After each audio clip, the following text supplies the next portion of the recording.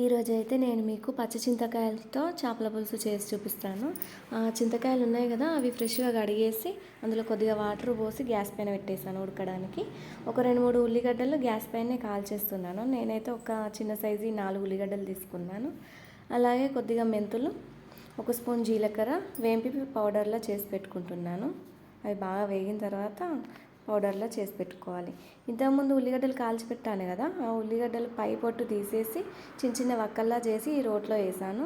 ఇందులోనే కొన్ని వెల్లిపాయలు వేసి పేస్ట్లా చేసి పక్కకు పెడుతున్నా.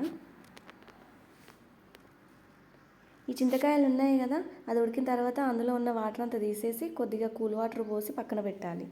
ఇప్పుడు ఒక బౌల్లో నేను ఇంతకుముందు ఉల్లిగడ్డ వెల్లిపాయల పేస్ట్ చేసి పెట్టాను కదా, అది ఇందులో వేస్తున్నాను. ఈ చింతకాయ ఉంది కదా, కూల్ వాటర్ పోసి పెట్టింది, అదంతా కలిపేసి చింతకాయ అంతా తీసి వడకట్టి ఇందులో పోసేయాలి.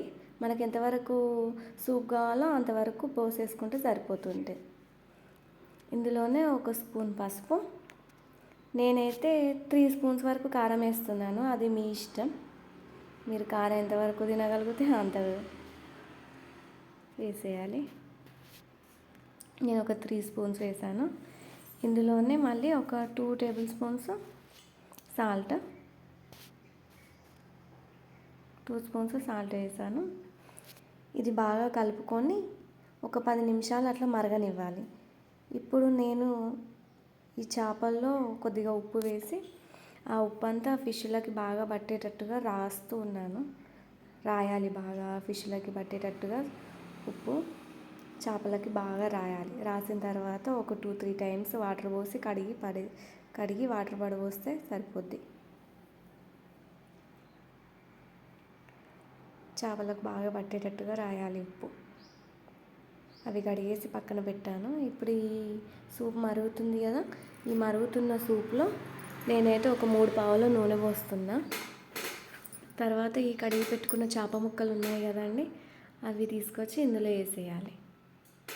అన్నీ వేస్తున్నాను చేప ముక్కలు.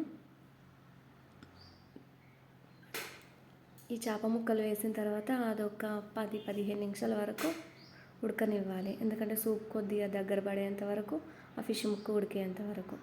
ఇందులోనే కొద్దిగా ధనియాల పొడి, ఇంతకుముందు జీలకర్ర మెంతులు పొడి చేసి పెట్టాను కదా, అది ఇందులో వేసాను. కొద్దిగా కొత్తిమీరాకు వేసాను. నేను ఒక 2 టేబుల్ స్పూన్స్ బియ్యం పిండి తీసుకొని ఆ బియ్యం పిండిలో కొద్దిగా వాటర్ పోసి ఇలా థిక్గా కలుపుకొని ఇప్పుడు ఈ పిండిని ఈ సూప్లో పోసి కలుపుతున్నాను. అంతేనండి, ఒక 2 మినిట్స్ అట్లా ఉడకనిచ్చామంటే చింతకాయలతో చేపల పులుసు రెడీ. మీకు నచ్చినట్టయితే like, share and subscribe. Thank you for watching అండి.